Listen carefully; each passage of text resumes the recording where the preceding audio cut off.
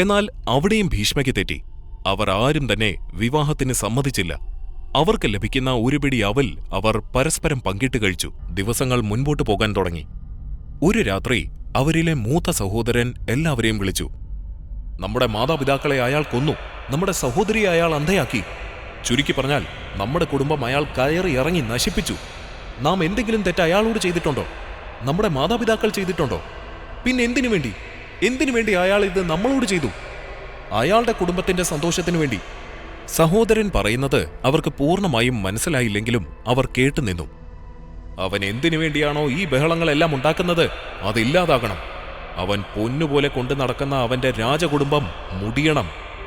എല്ലാവരും തമ്മിൽ തല്ലിച്ചാകണം, അതും അവന്റെ കൺമുന്നിൽ കിടന്ന്.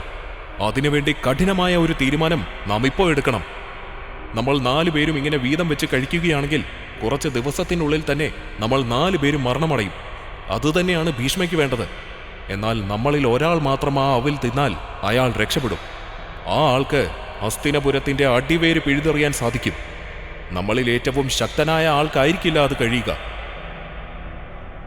അങ്ങനെ മൂത്ത സഹോദരൻ തങ്ങളിൽ ഏറ്റവും കൂർമ്മ ബുദ്ധിയുള്ള ഒരാളെ ഇതിനായി തിരഞ്ഞെടുത്തു, ശകുനി.